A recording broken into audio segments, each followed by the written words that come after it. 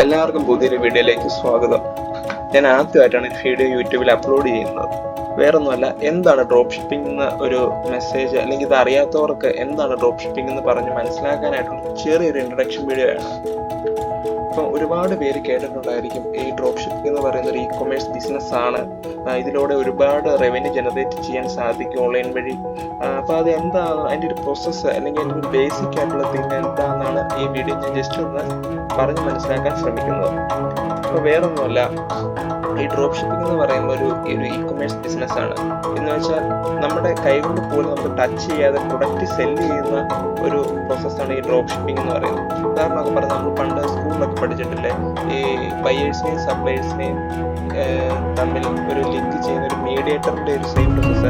അതൊരു മീഡിയേറ്ററാണ് ഓരോ drop shipping ചെയ്യുന്നത്. എന്ന് വെച്ചാൽ എന്താ പറയുക,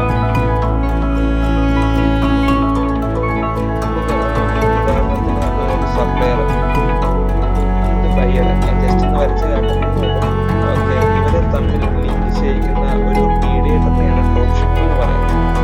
അപ്പം ഈ ഒരു വ്യക്തി ഈ ഒരു പ്രൊഡക്റ്റ് ഒരിക്കലും നേരിട്ട് കാണുകയോ ടച്ച് ചെയ്യുകയോ ചെയ്യുന്നില്ല. അപ്പം അങ്ങനെ വരുന്ന സാഹചര്യത്തിൽ ഡ്രോപ്പ് ഷിപ്പിംഗ് കൂടുതലായി നടക്കുന്ന ഒരു എന്താ പറയുന്നത് എന്ന് പറയുന്നതാണ്. സപ്ലൈസ് നേരിട്ട് കസ്റ്റമേഴ്സിലോട്ട് എത്തിക്കുകയാണ് ശരിക്കും പറഞ്ഞാൽ ചെയ്യുന്നത് പ്രൊഡക്റ്റ്. അപ്പം ഇതിൻ്റെ ഒരു മീഡിയേറ്ററായിട്ട് ആക്ട് ചെയ്ത് ഇതിൽ നിന്ന് ഒരു ലാഭം ജനറേറ്റ് ചെയ്യുവാണ് എല്ലാ ഡ്രോപ്പ് ഷിപ്പേഴ്സും ചെയ്യുന്നത്. ഉദാഹരണം പറഞ്ഞാൽ ഒരു പ്രൊഡക്റ്റ് സെലക്ട് ചെയ്തു ഈ മീഡിയേറ്റർ സപ്ലൈസിൽ നിന്ന് ഏകദേശം ഒരു 350 രൂപ സെല്ലിംഗ് പ്രൈസ് വരുന്ന ഒരു പ്രൊഡക്റ്റ് സെലക്ട് ചെയ്ത് അത് ഏകദേശം ഒരു 700 രൂപ, ഞാനൊരു എക്സാമ്പിൾ മാത്രമേ പറഞ്ഞു, ഇതിൽ കൂടാൻ ഇതിൽ കുറയാം. നമ്മൾ പ്രൊഡക്റ്റിൻ്റെ ഒരു ക്യാരക്ടർ അനുസരിച്ചിരിക്കും. ഓക്കെ, ഒരു 700 രൂപയ്ക്ക് നമ്മൾ സെയിൽ ചെയ്യുകയാണ് ചെയ്യുന്നത്. ഏകദേശം നമ്മുടെ പ്രോഫിറ്റ് 50 രൂപ.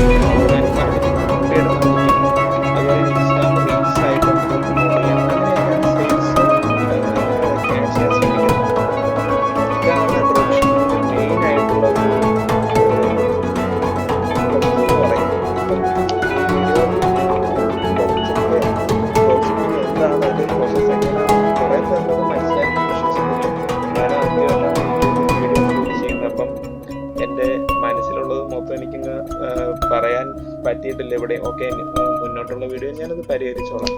ഓക്കെ, നമുക്ക് വീണ്ടും മറ്റൊരു വീഡിയോയിൽ കാണാം.